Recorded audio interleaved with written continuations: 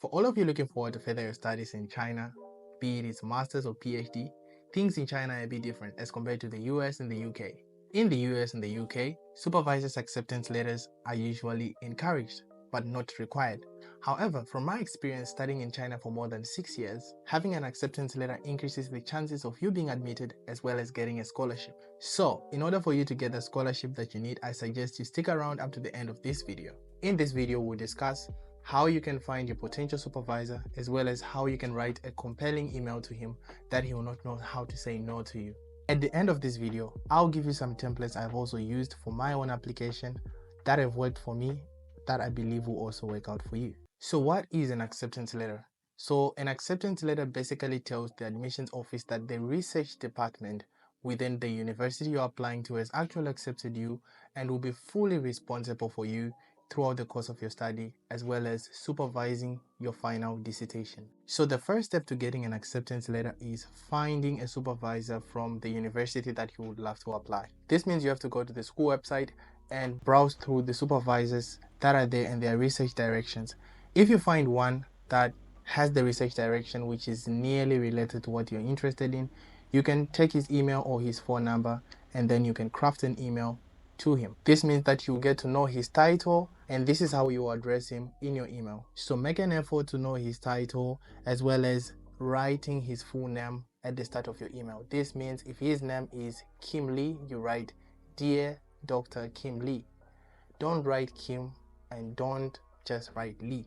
Make sure you write his full name and his title. In the introduction, try not to beat around the bush. Be clear and get straight to the point of why you're actually writing this email. And make sure that you are very clear about the graduation dates so that he won't have to go and check your CV to look for that. Another thing I would say is that you can express your interest for an acceptance letter in the introduction, but I would say that it's best if you can introduce it in the next paragraph. So here is an example of what you can put within your introduction. This means you have to add your name, the university that you're applying to so that the email won't look generic, as well as adding your interest and the degree that you would want to undertake, because most of these supervisors, sometimes they supervise masters and PhD. So be specific whether you want to do masters or you want to do PhD. And another thing is mention the course that you want to take. Then this moves us to the next section where you tell him the reason why you want to work with him. Most supervisors find it challenging to work with students who don't have a background that is similar to theirs. So if you are in that position, don't be afraid. You can still write an email to him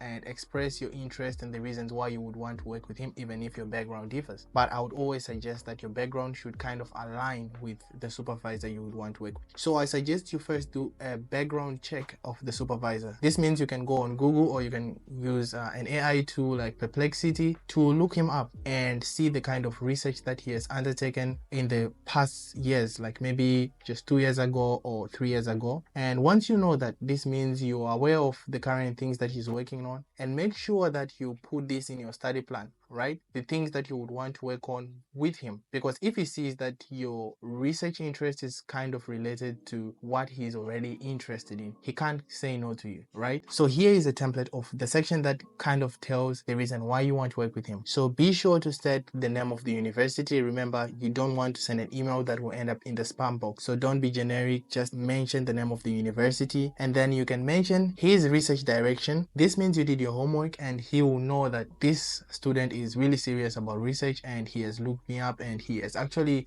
read some of my work. Another thing that you can make mention of is his research group. So you can just do it as it is shown here. You can talk a little bit about the work that they are doing and how it aligns with your career goals or your future aspirations as a researcher. This is something that will make him captivated to actually want to work with. Last but not least is your attachments. This means your CV, transcript, your English proficiency certificate. Make sure you attach these to support your application for an acceptance letter. When you do this helps him to understand your background as well as to know the things that you have worked on. Another thing that you can attach is a research study plan. That is if you are applying for PhD, and don't forget to include the publications that you have done in your CV if you're doing your PhD, because this helps him to accept you even faster, because he knows that you already have the research skills to publish papers, right? So here's an example of how you can write that section, and don't miss this section. It's very important for you to have it in your email. The last thing that you need to do in this email is to show gratification and excitement that you are going to be working with him. Just like in this example, you can show gratitude, which means that you are expressing to him that you will be so excited to meet him. And another thing that you can do is you can mention stuff like, oh, I'll be so excited if I can get an opportunity to have an interview with you and discuss my research plan with you. This shows that you're excited and you're willing to work with him and you can't wait to be under his supervision. Who wouldn't love that? I see a lot of people not being optimistic in this section, but be optimistic, be excited that you actually work with him and you're looking forward to join him. Another thing that you don't have to forget is your name, your university, your phone number, and your WeChat ID if you're in China. If you have reached this point in this video, it means that you're interested in knowing the kind of opportunities and scholarships available for international students in China. And I suggest you check out the video over here because it details the Chinese government scholarship and the requirements needed for you to actually get it. Friend, thank you so much for tuning in. I'll catch you in the next one.